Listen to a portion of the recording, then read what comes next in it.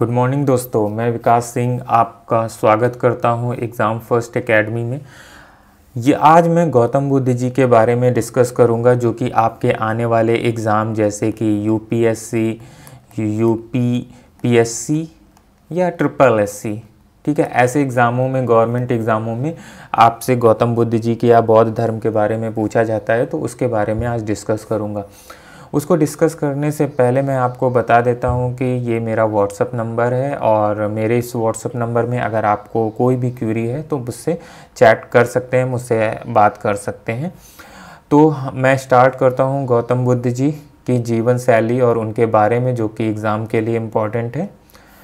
तो गौतम बुद्ध जी के बारे में समझते हैं, क्या हैं गौतम बुद्ध। तो ये जो पिक है ये गौतम बुद्ध जी की है, ठीक है। ये पिक को ध्यान से याद रखिएगा, ये पिक जो है वो गौतम बुद्ध जी की है। गौतम बुद्ध जी का जन्म जो है वो 563 ईसा पूर्व में हुआ था, ईसा पूर्व में हुआ था। इनके बारे में आगे मैं बहुत डिटेल में आपको बताऊंगा, आप वीडियो को ध्यान से देखते रहिएगा। ये जो गौतम बुद्ध जी थे ये समझिए कि ये नास्तिक थे, एक तरीके से नास्तिक थे। मतलब ये ईश्वर को नहीं मानते थे। गौतम बुद्ध जी ईश्वर को नहीं मानते थे। और इनका जन्म जब 563 ईस्वी में हुआ था, तो ये कहाँ पर हुआ था इनका जन्म, तो इसके बारे में भी जान लेते हैं। तो इनका जन्म जो है लुम्बिनी वन में हुआ था। लुम्बिनी वन में हुआ था। ये कहाँ पर है? ये है आपका कपिलवस्तु में, कपिलवस्तु, ठीक है। तो कई बार एग्ज़ाम में कपिलवस्तु भी ऑप्शन में आता है और कभी आता है लुम्बिनी वन, यहाँ पर हुआ था। और जो इसका आधुनिक नाम है, कभी कभी एग्ज़ाम में आधुनिक नाम भी आता है, तो याद रखिएगा रुम्मिन देई, ठीक है, रुम्मिन देई में हुआ था।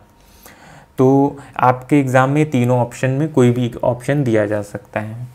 तो गौतम बुद्ध जी जो थे वो नास्तिक थे। उनका 563 ईसा पूर्व में जन्म हुआ था। कहाँ पर? लुम्बिनी वन, कपिलवस्तु में, या तो रोमी देव हो सकता है, ठीक है। इनके जो पिता थे उनका क्या नाम था? इनके जो पिता थे वो कौन थे? वो शुद्धोधन थे, शुद्धोधन थे, ठीक है। इनकी जो माता थी उनका क्या नाम था? इनकी जो माता थी, माता का नाम था महामाया।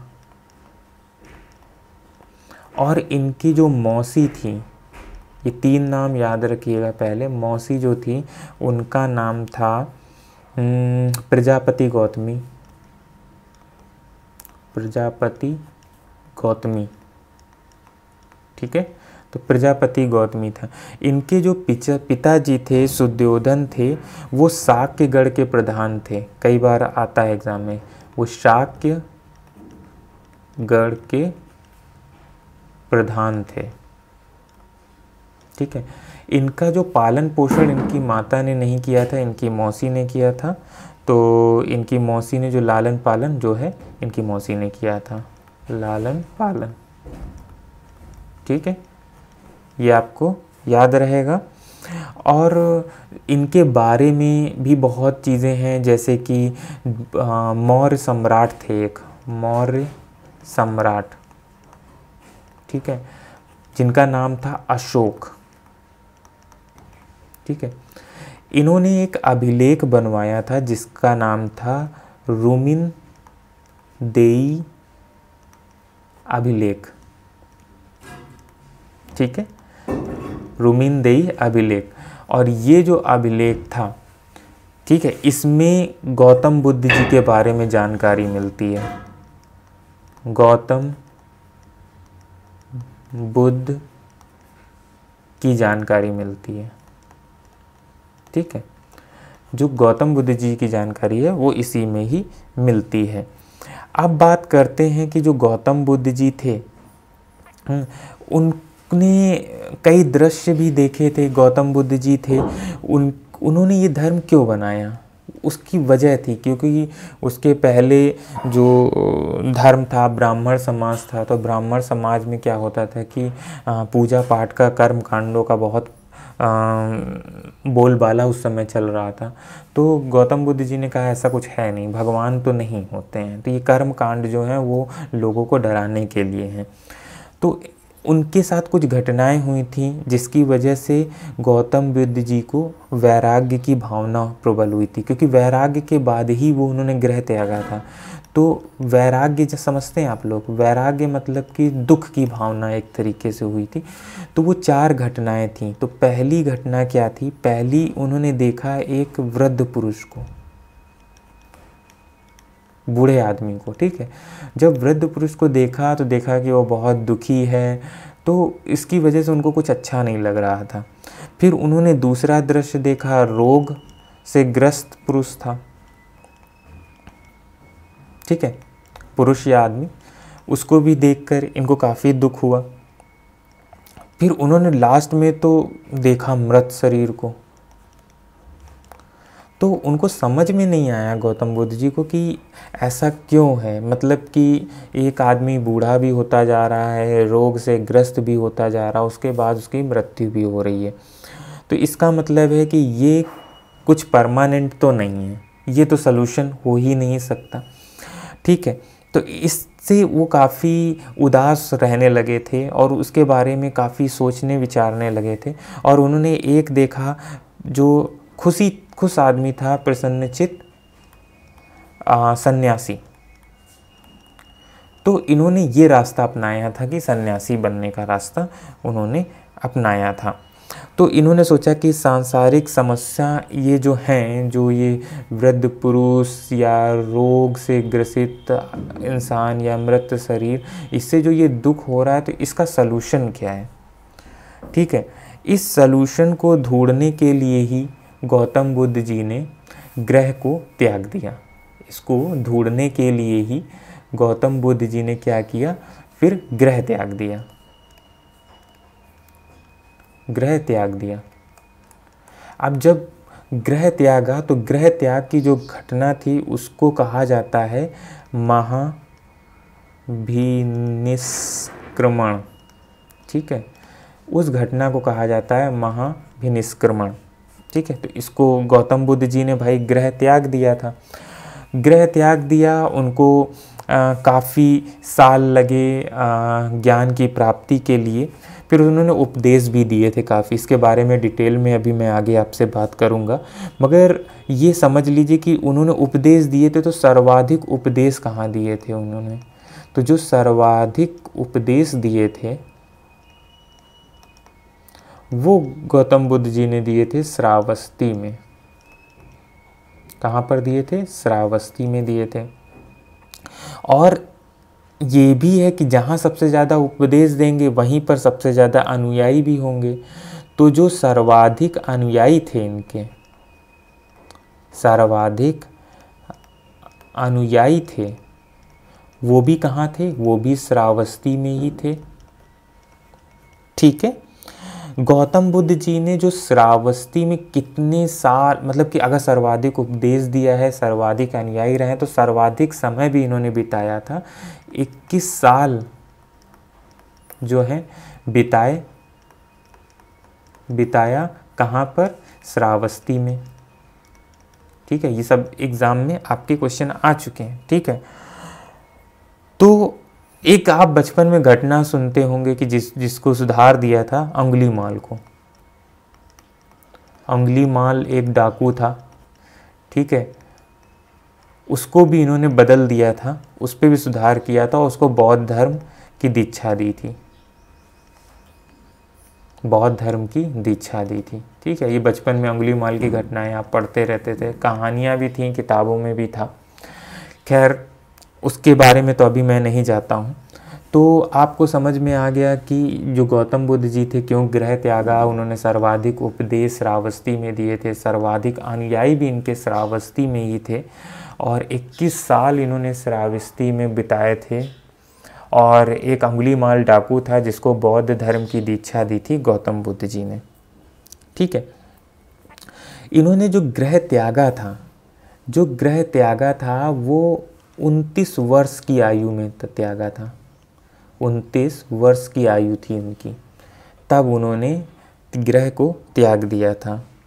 और जब इन्होंने ग्रह को त्यागा था तो उसको मैंने बता दिया महाभिनिष्क्रमण कहा गया था, ठीक है।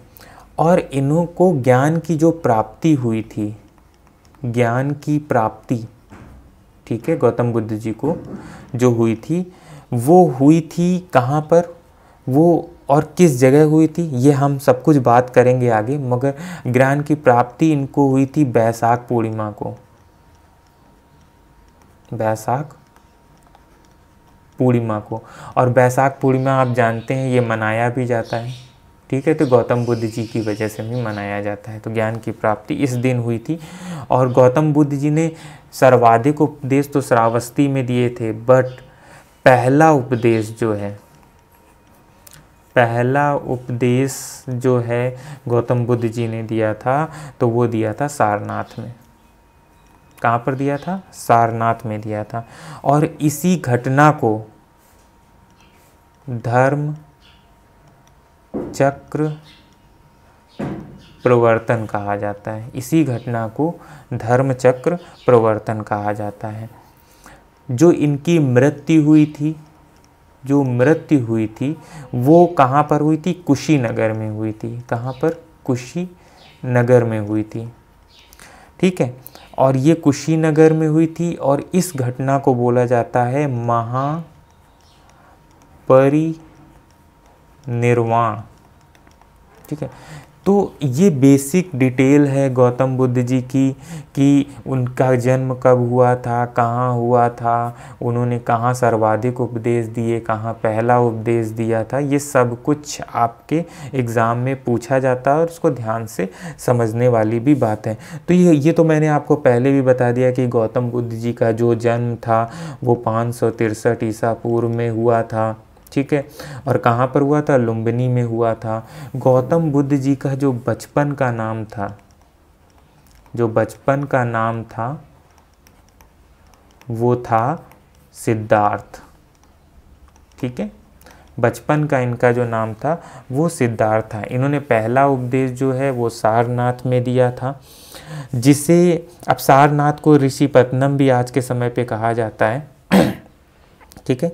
तो इसी को ही धर्म, जब उन्होंने पहला उपदेश दिया था तो इस घटना को धर्म चक्र परिवर्तन कहा जाता है। इन्होंने सर्वाधिक उपदेश मैंने आपको बता दिए।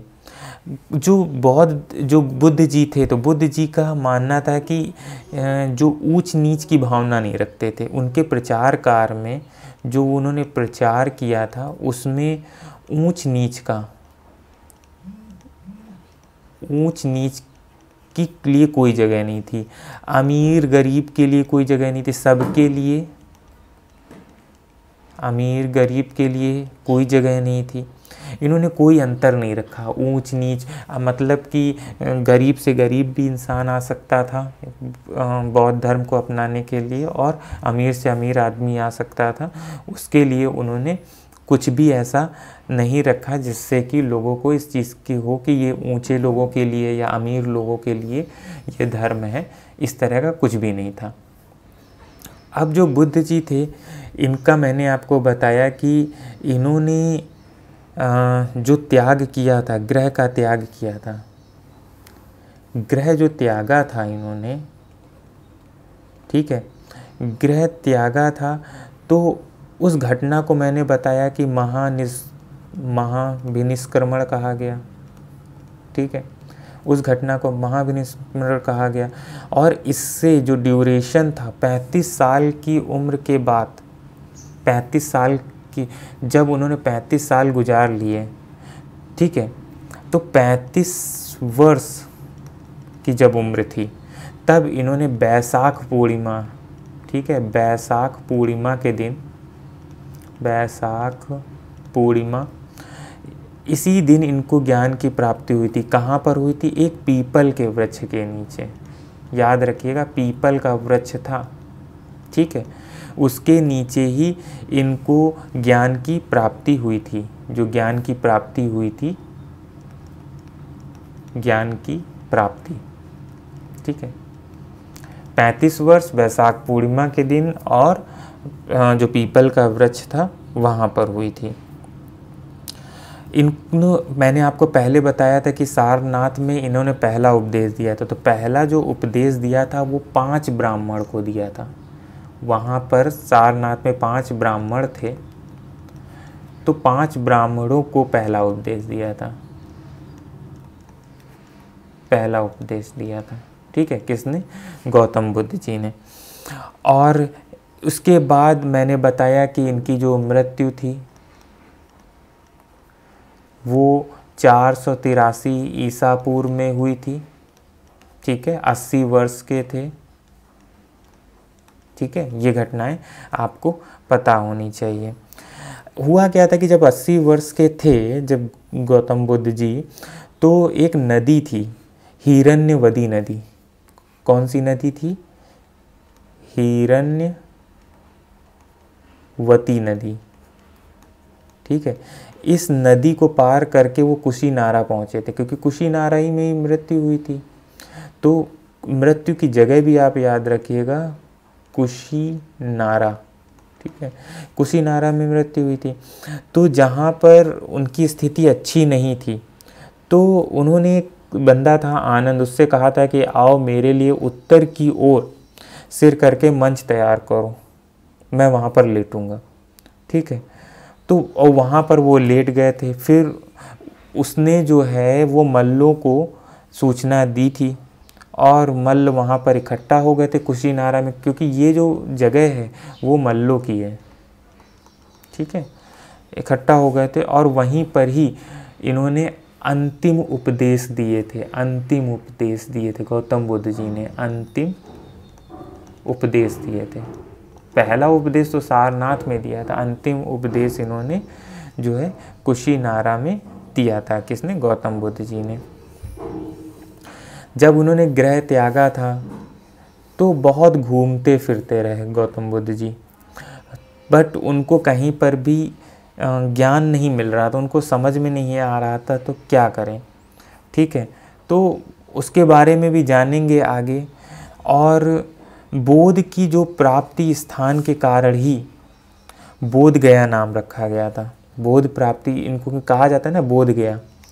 जो बोध गया जगह है वहाँ पर इनको ज्ञान की प्राप्ति हुई थी। ठीक है, तो इसीलिए इसको बोध प्राप्ति के कारण ही, या ज्ञान की प्राप्ति के कारण ही बोध गया नाम रखा गया था। और जो ये पीपल का पेड़ था इसको बोधि वृक्ष बोला गया था। क्या बोला गया था? बोधि वृक्ष। ठीक है, तो इस तरह की घटनाएं हुई थी। काफ़ी समझने वाली बात है कि जब उन्होंने 6 वर्षों की काफ़ी तपस्या करी थी, क्योंकि 29 वर्ष की आयु में गौतम बुद्ध जी ने गृह त्याग दिया था। ठीक है, और 35 वर्ष की आयु में उनको जो है ज्ञान की प्राप्ति हुई। मतलब कि 29 मतलब 6 वर्ष तक उन्होंने तपस्या करी। और जब 6 साल तक इन्होंने तपस्या करी, और वैशाख पूर्णिमा के दिन फिर रात्रि को पीपल के वृक्ष के नीचे गौतम बुद्ध जी को ज्ञान की प्राप्ति हो गई थी।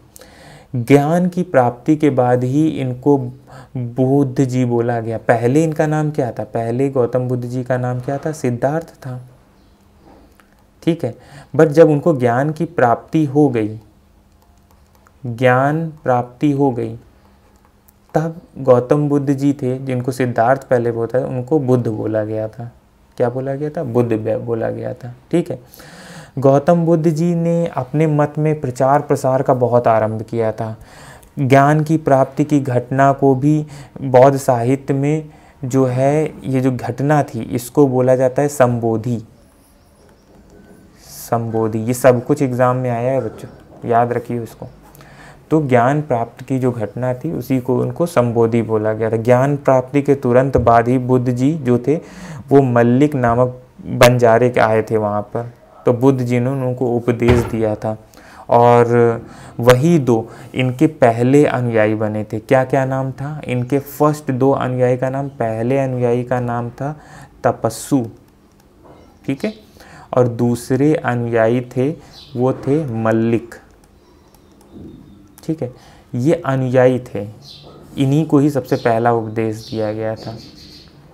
ठीक है, इन्हीं को ही गौतम बुद्ध जी ने पहला उपदेश दिया था। किसको? तपस्वी और मल्लिक को। गौतम बुद्ध जी जो थे, उनकी एक चीज़ थी कि वो जो नारी थी उनको पहले बौद्ध धर्म में उन्होंने सम्मिलित नहीं करा था।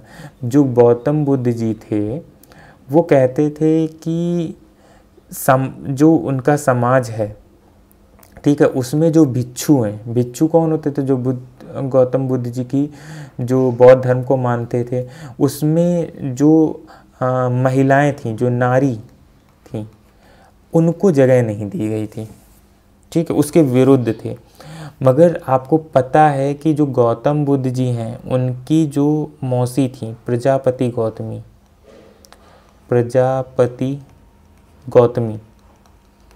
ठीक है, वो पहली जो थी भिक्षुणी बनी थी। तब उसके बाद ही महिलाओं को शामिल किया गया था। पहली भिक्षुणी थी कौन? प्रजापति गौतमी।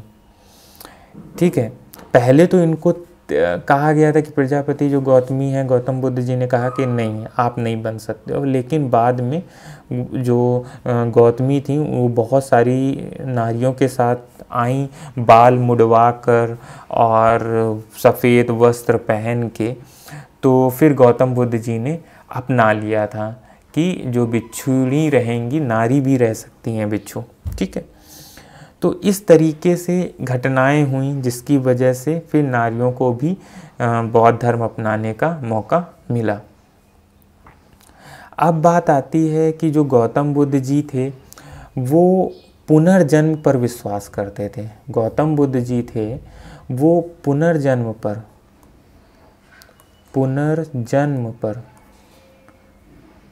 पर विश्वास करते थे। ठीक है, मगर ईश्वर पर विश्वास नहीं करते थे। ठीक है, गौतम बुद्ध जी का मानना था कि मनुष्य के जीवन का परम लक्ष्य क्या है। गौतम बुद्ध जी का मानना था कि जो परम लक्ष्य होना चाहिए जीवन का, वो होना चाहिए निर्वाण की प्राप्ति।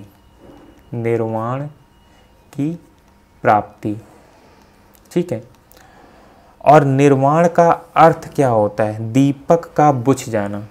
आप इसका अर्थ समझिएगा, इसका अर्थ होता है दीपक का बुझ जाना। ठीक है, बुझ जाना, दीपक का बुझ जाना, अर्थात जीवन मरण की चक्र से मुक्त हो जाना। ऐसा कहना था गौतम बुद्ध जी का, जीवन मरण बंधन से मुक्त हो जाना। ठीक है, ऐसा मानना था गौतम बुद्ध जी का। गौतम बुद्ध जी जो थे तो उनका परम लक्ष्य ये था। तो इसके बारे में और समझते हैं।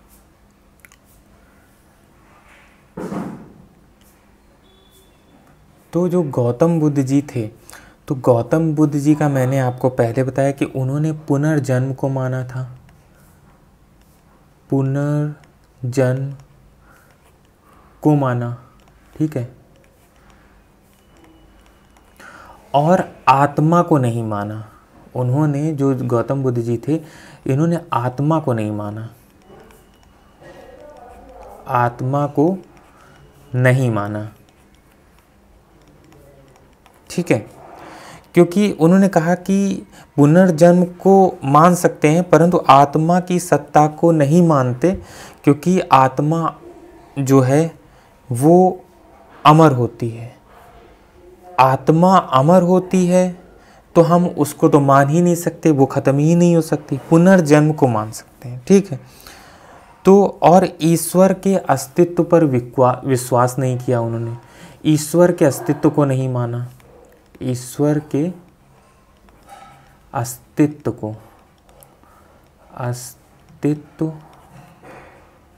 को नहीं माना। ठीक है, तो पुनर्जन्म को माना है, आत्मा को नहीं माना, ईश्वर के अस्तित्व को भी गौतम बुद्ध जी ने नहीं माना। तो इन सब चीज़ों से पता चलता है कि गौतम बुद्ध जी कहीं ना कहीं नास्तिक थे।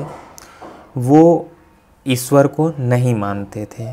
ठीक है, गौतम बुद्ध जी ने जो आर्य सत्य दिए थे, उन्होंने अपने जो वचन बताए उसमें उन्होंने उपदेश जो दिए थे, तो उपदेश में उन्होंने कहा कि चार आर्य सत्य होते हैं। ठीक है, अब चार आर्य सत्य कौन कौन से बोले उन्होंने? पहला बोला उन्होंने दुख। क्या? दुख। दुख क्या था कि संसार में दुख ही दुख है। उन्होंने पहली चीज बोली, संसार में दुख ही दुख है। ठीक है, पहला उनका सत्य ये था, उन्होंने पहला आर्य सत्य ये बताया। फिर इन्होंने कहा कि दूसरा आर्य सत्य को इन्होंने बोला कि ये है दुख समुदय। क्या? दुख समुदय। समुदय। अब इसका क्या मतलब था? उन्होंने कहा कि दुख उत्पन्न होने के अनेक कारण हैं। उन्होंने बोला कि दुख उत्पन्न होने के अनेक कारण हैं। होने के अनेक कारण हैं। अनेक कारण हैं। ठीक है, जिनमें से मुख्य है, जो मुख्य है वो है तृष्णा। ठीक है, तृष्णा। ठीक है, इसको मैं अभी आगे बताऊंगा। फिर अब ये है कि उन्होंने तीसरा जो सत्य था, आर्य सत्य, उसको माना उन्होंने दुख का निरोध करना, मतलब दुख निरोध। दुख निरोध। ठीक है, पहला उन्होंने कहा कि संसार में दुख ही दुख है, अब दुख के कारण हैं। ठीक है, अब उस दुख का निरोध कैसे होगा, उस दुख का निवारण कैसे होगा? तो इन्होंने कहा कि दुख का निवारण जो है, दुख का निवारण संभव है। संभव है। ठीक है, फिर चौथा उन्होंने बोला कि इसके लिए आपको करना क्या है? दुख निरोध गामिनी प्रदीपता, जिसको बोला उन्होंने दुख निरोध गामिनी प्रतिपदा। ठीक है, ये चीज़ उन्होंने बोली। इसमें उन्होंने कहा कि इसको निरोध कैसे करना है। इन्होंने कहा कि ये जो दुख है इसका विनाश किया जा सकता है, उसके लिए उन्होंने अष्टांगिक मार्ग का ज्ञान दिया। किसका? अष्टांगिक मार्ग। ठीक है, अष्टांगिक मार्ग बताए, 8 मार्ग बताए, जिसमें से कि आप याद रखिए, पहला है जैसे सम्यक दृष्टि, इसके बारे में भी आगे के लेक्चर में मैं आपसे बात करूंगा। दूसरा था सम्यक संकल्प, सम्यक वाणी। ठीक है, सम्यक कर्म, फिर आपका सम्यक आजीव। ओके, सम्यक व्यायाम, देन सम्यक स्मृति, और 8वां था सम्यक समाधि। सम्यक समाधि। गौतम बुद्ध जी ने कहा कि ये अष्टांगिक मार्ग अपनाकर आप इन दुख से दूर हो सकते हैं, इससे आप निवारण पा सकते हैं। ठीक है, तो गौतम बुद्ध जी का कॉन्सेप्ट क्या था, क्या लॉजिक था, आप समझ पा रहे हैं ना कि गौतम बुद्ध जी ने पुनर्जन्म को माना और कहा कि इसमें तो भाई दुख ही दुख है, कैसे अब जो दुख है उसका निवारण कैसे किया जाए, तो उसके उन्होंने तरीके बताए। हालांकि उसका तरीका, गौतम बुद्ध जी ईश्वर को नहीं मानते थे, उनको नहीं मानते थे, कहते थे कि उससे आपका निवारण नहीं होने वाला है। ठीक है, तो ये सब चीज़ें हैं गौतम बुद्ध जी के बारे में जो कि आपके एग्ज़ाम में पूछी जा सकती हैं। ठीक है, तो आगे हम अगर बात करें तो गौतम बुद्ध जी जो थे वो कहते थे सांसारिक जो है, संसार जो है, गौतम बुद्ध जी का मानना था कि जो संसार है, संसार जो है वो अस्थिर है। ठीक है, अस्थिर और क्षणिक है। संसार जो है अस्थिर और क्षणिक है। तो इस जो कॉन्सेप्ट है, इस कॉन्सेप्ट का एक नाम दिया गया जिसको बोला गया क्षण भंगवाद। ठीक है, इसको याद रखिएगा, क्षण भंगवाद। क्षण भंगवाद का मतलब क्या था बौद्ध धर्म में, कि जो संसार है वो अस्थिर और क्षणिक है। ठीक है, इन्होंने अपनी जो शिक्षाएं दी थी उसमें बहुत बार इस वर्ड का यूज़ किया था उन्होंने। ठीक है, और उनका ये भी मानना था गौतम बुद्ध जी का कि जो संसार में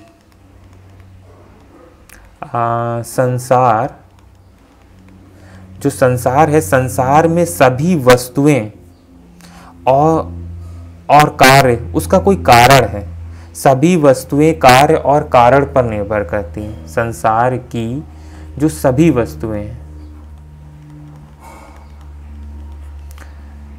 कार्य और कारण पर निर्भर करती हैं, निर्भर करती हैं। कहने का मतलब ये है कि कहीं ना कहीं जो संसार की सारी वस्तुएं हैं किसी न किसी कार्य या कारण की वजह से ही हैं, बेवजह नहीं हैं। ठीक है, ऐसा बुद्ध जी का मानना था। तो ये सब चीज़ें हैं, कार्य और कारण पर जब वस्तुएं निर्भर कर रही हैं, तो इसीलिए गौतम बुद्ध जी ने कहा कि कर्म पर विश्वास करो। मतलब कि इसका कहने का मतलब यही था कि जो बुद्ध जी हैं, इससे आपको क्या पता चलता है कि वो कर्म में विश्वास करते थे, कर्म में विश्वास करते थे। ठीक है, आत्मा पर विश्वास नहीं करते थे। मैंने पहले भी बता दिया है, आत्मा पर विश्वास नहीं करते थे। ठीक है, पुनर्जन्म पर विश्वास करते थे, पुनर्जन्म पर विश्वास करते थे। ठीक है, तो कर्म पर विश्वास करते थे, आत्मा पर विश्वास वो नहीं करते थे, पुनर्जन्म पर विश्वास करते थे। ठीक है, अब उन्होंने बहुत सारे आपको बता ही दिया है मैंने कि अष्टांगिक मार्ग क्या थे जिसको आप पाकर, जिससे कि आप ज्ञान की प्राप्ति कर सकते हैं और दुख से बच सकते हैं। उसके लिए गौतम बुद्ध जी ने अष्टांगिक मार्ग के बारे में बताया था। ठीक है, अब जो अष्टांगिक मार्ग है उसी को ही मध्यम मार्ग भी बोलते हैं। गौतम बुद्ध इसी को ही मध्यम मार्ग भी कहते थे, मध्यम मार्ग। ठीक है, अब मध्यम मार्ग एक्चुअल में क्या था इसको समझ लीजिए। ये मार्ग ऐसे लिखा जाता है, मध्यम मार्ग। ठीक है, मध्यम मार्ग क्या था, मगर मध्यम मार्ग जो थे इनके जो अष्टांगिक मार्ग थे, अष्टांगिक मार्ग, ठीक है, वो काफ़ी टफ हुआ करते थे गौतम बुद्ध जी के। ठीक है, उसमें गौतम बुद्ध जी ने बहुत सारे, जैसे कि जो हिंदू समाज में पहले जो ब्राह्मण समाज था तो उसमें बहुत सारी कुरीतियाँ थीं। इससे ही वो कहते थे कि सामाजिक कुरीतियों को दूर किया जा सकता है।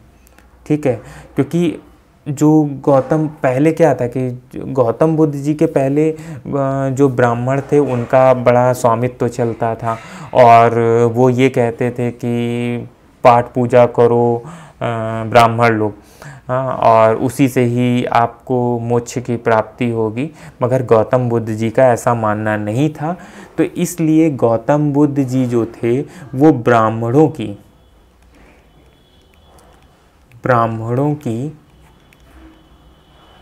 सर्वोच्चता को मानने से इनकार कर दिया। वो कहा कि वो सर्वोच्च नहीं है, को मानने से इनकार कर दिया, इनकार किया। किसने? गौतम बुद्ध जी ने। ब्राह्मणों की इसलिए मांगने से, गौतम बुद्ध जी जो थे वो पहले क्या था, जो आप अगर सिंधु घाटी सभ्यता के बारे में जब पढ़ेंगे तो पता चलेगा कि सबसे ऊपर जो थे वो ब्राह्मण थे। उनको ही सबसे महान माना जाता था, क्योंकि माना ऐसा जाता था कि जो ब्राह्मण हैं वही भगवान तक इंसानों की बात को पहुंचा सकते हैं, या वो माध्यम माने जाते थे। मगर गौतम बुद्ध जी ने ऐसा नहीं माना। गौतम बुद्ध जी ने सब ब्राह्मणों की सर्वोच्चता को नहीं माना, इसीलिए उन्होंने कहा कि भगवान नहीं होते। मतलब कि वो एक तरह से नास्तिक थे और उन्होंने भगवान की सर्वोच्चता को भी नहीं माना था, ईश्वर की सर्वोच्चता को नहीं माना था। ठीक है। गौतम बुद्ध जी ने बौद्ध साहित्यों के बारे में भी है, गौतम बुद्ध जी के जो उनके जो वचन थे, जो उपदेश थे, गौतम बुद्ध जी के जो उपदेश थे, ठीक है, उसके लिए उसको कहीं ना कहीं तो लिखना पड़ेगा ना कहीं संभाल के रखना पड़ेगा। तो उसी को बोला गया, बाद में बना दिया गया कि बौद्ध धर्म का साहित्य, इस रूप में बना दिया गया, क्योंकि जो बुद्ध जी ने जो उपदेश दिए थे तो उसको कहीं ना कहीं तो लिखना पड़ेगा ना। और ये जो साहित्य थे वो पाली भाषा में थे। किस भाषा में थे? पाली भाषा में थे। पाली भाषा में थे। और साहित्यों के नाम क्या थे? क्योंकि आपको ये भी पता होना चाहिए। तो एक था विनय पिटक, विनय पिटक, ठीक है। दूसरा साहित्य था जिसका नाम था सुप्त पिटक, सुत्त पिटक। और तीसरा था अभिधम्ब पिटक। क्या था? अभिधम्ब पिटक, ठीक है। ये 3 साहित्य थे जिनके बारे में बात की जाती है और ये तीनों कई बार आपके एग्ज़ाम में पूछे गए हैं, ठीक है। अब जो आपका विनय पिटक था, तो विनय पिटक में क्या बताया गया ये भी समझ लीजिए। विनय पिटक में क्या लिखा हुआ है, थोड़ा सा आपको पता होना चाहिए कि संघ संबंधी नियम थे, संघ संबंधी नियम, संबंधी नियम, ठीक है। और दैनिक जीवन में क्या करना है, दैनिक जीवन, ठीक है, के आचार विचार, के आचार विचार। मतलब कि ये बताना था, विनय पिटक में ये बताया गया कि आपको दिन में क्या करना है, क्या नहीं करना है। आप अगर बौद्ध धर्म को अपना रहे हैं तो दिन भर का आपके क्या नियम होंगे, उसके बारे में ही बताया गया है किसमें? विनय पिटक में, ठीक है। तो इसको याद रखेंगे। और जो सुप्त पिटक है, जो सुत्त पिटक है, ठीक है, इसमें उपदेश हैं, ठीक है। जो बुद्ध जी ने जो उपदेश दिए थे वो लिखे हुए हैं सुप्त पिटक में। विनय पिटक में जो है डेली का जो आपके जो नियम है, रूल हैं, वो लिखे हुए हैं। और जो एक अभिधम्ब पिटक है, अभिधम्ब पिटक, ठीक है, इसमें जो है वो दार्शनिक सिद्धांत का संग्रह है। ये एक समझ लीजिए कि दार्शनिक जो इनके सिद्धांत हैं, दार्शनिक सिद्धांतों का संग्रह है, ठीक है, संग्रह है। तो ये आप याद रखिएगा क्योंकि ये सब चीज़ें एग्ज़ाम में पूछी जाती हैं। एक बहुत अच्छी जो ग्रंथ है, जो विदेशी ग्रंथ भी है, मिलिंद पन्हो, ठीक है। ये जो है ये पाली भाषा में लिखी है, पाली भाषा में लिखी है, ग्रंथ ज़्यादातर इनके पाली भाषा में लिखे हैं। इन गौतम बुद्ध जी का मानना था कि भैया लोकल भाषा में लिखेंगे अगर ग्रंथ तो, और लोकल भाषा में उपदेश दिए जाएंगे तो लोगों को अच्छे से समझ में आएगा। वही कॉन्सेप्ट उन्होंने अपनाया था। तो जो मिलिंद पदो है वो है पाली भाषा में दिया हुआ है, ठीक है। और इसमें क्या लिखा हुआ है, इसमें एक है मिनांडर, मिनांडर एवं एक बौद्ध भिक्षु थे, बौद्ध भिक्षु जिनका नाम क्या था, नागसेन, नागसेन के बीच का वार्तालाप दिया हो, लिखा हुआ है इसके अंदर वार्तालाप, ठीक है। उसके बारे में लिखा हुआ है मिलिंद पन्हो, जो पाली भाषा में है बुक, ठीक है। अब लास्ट में थोड़ा सा और गौतम बुद्ध जी की कुछ संगतियां हुई उनकी मृत्यु के बाद, उसके बारे में भी समझ लेते हैं। तो 4 संगतियां हुई थी, 4 संगीति हुई थी। जो प्रथम बौद्ध संगीति थी, प्रथम बौद्ध जो संगीति थी वो हुई थी, उसका स्थान क्या था, ठीक है। तो इसके बारे में समझ लेते हैं। स्थान जो था वो था राजगृह, ठीक है। और किस समय हुई थी, तो 483 ईसा पूर्व में हुई थी। ये आपको मैंने पहले बताया, इसी समय पर उनकी मृत्यु हुई थी गौतम बुद्ध जी की, ठीक है।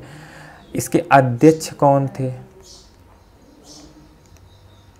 अध्यक्ष महाकश्यप, महाकश्यप, ठीक है, ये अध्यक्ष थे। और इस समय पर जो शासन काल किसका था ये भी आप जान लीजिए, सॉरी, शासन काल, ठीक है, किसका था, अजात शत्रु का, अजात शत्रु, इनका शासन काल था। अजात शत्रु जो थे वो हर्यक वंश के थे, हर्यक वंश, ठीक है, इसके थे। इसी समय पर, इसी बौद्ध संधि में 2 पिटक बने थे। पहला पिटक जो मैंने आपको बताया विनय पिटक, एंड दूसरा जो आपको बताया सुप्त पिटक। ये दोनों जो बने थे वो पहली ही बौद्ध संगति में, प्रथम बौद्ध संगति में ही बने थे, ठीक है। अब बात आती है कि द्वितीय बौद्ध संगति की, द्वितीय बौद्ध संगति, ठीक है। अब ये कहाँ पर हुई थी, स्थान, इसका स्थान था वैशाली, क्या था, वैशाली, ठीक है। और जो समय किस समय हुई थी, किस ईसा पूर्व में थी, 383 ईसा पूर्व में। हमेशा याद है कि 4 साल 100 साल के डिफरेंस में, अगर आप यहाँ से यहाँ के साल का देखेंगे तो 100 साल के डिफरेंस में हमेशा संगति होती थी, ठीक है। अध्यक्ष कौन थे, वो थे सबकामी, सबकामी, ठीक है। शासन काल किसका था, जो शासन काल था वो किसका था, वो था काला अशोक का, काला शोक का इनका शासन काल था, ठीक है। इसको लेकर इस काल में बहुत ज़्यादा मतभेद आ गए थे इस समय पे। तो इसमें बहुत कह सकते हो कि 2 भागों में बट गया था बौद्ध धर्म। इसके बारे में भी आगे हम बात करेंगे नेक्स्ट लेक्चर में। अब बात करते हैं कि जो तृतीय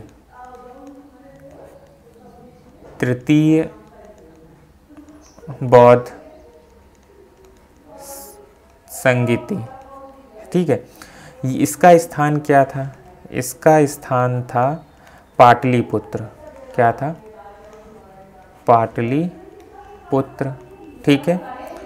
और समय जो था वो था 251 ईसापुर, ठीक है। और अध्यक्ष कौन थे, ये आपको पता होना चाहिए कि अध्यक्ष कौन थे। तो अध्यक्ष जो थे वो आपके थे अध्यक्ष, ठीक है, वो थे मोगलीपुत्र से, क्या थे, मोगली पुत्र सित्स, ठीक है। और शासनकाल किसका था, शासनकाल अशोक का था, जिसके बारे में पहले भी हम बता चुके हैं। अशोक मौर्य वंश के थे, ठीक है। फिर जो चौथी संगति हुई थी, चतुर्थ,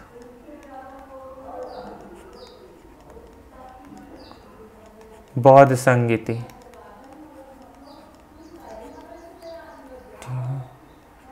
स्थान जो था वो है कश्मीर,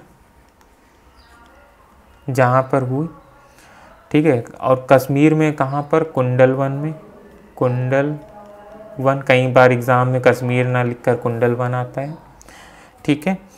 और अध्यक्ष कौन थे, अध्यक्ष, जो अध्यक्ष थे वो थे वसुमित्र एवं अश्रुघोष, ठीक है। और शासनकाल किसका था, तो शासनकाल जो था वो कनिष्क का था, किसका था, कनिष्क का था। ये कुषाण वंश के शासक थे, कुषाण वंश के शासक थे, ठीक है। इसी समय पर ही दो संप्रदायों में बट गया था बौद्ध धर्म, हीनयान एंड महायान, ठीक है। तो दो विभाजित हो गया था बौद्ध धर्म, ठीक है। तो हीनयान और महायान दो भागों में विभाजित हो गया था। तो ये आपको याद रखना पड़ेगा, क्योंकि ये सारी चीज़ें आपके लिए इम्पॉर्टेंट हो जाती हैं, ठीक है। तो दोस्तों आज के लिए बस इतना ही रखते हैं। नेक्स्ट लेक्चर में फिर हम आगे बात करेंगे कि हीनयान और महायान क्या थे, कहाँ पर आए थे, कैसे था, वो डिटेल हम आगे बात करते हैं, ठीक है दोस्तों। तो आज के लिए बस इतना ही। और मेरे इस चैनल को अगर आपको ये अच्छा लगा हो लेक्चर तो सब्सक्राइब कर दीजिएगा और लाइक कर दीजिएगा, अपने दोस्तों के साथ शेयर कर दीजिएगा। Okay, bye bye, take care.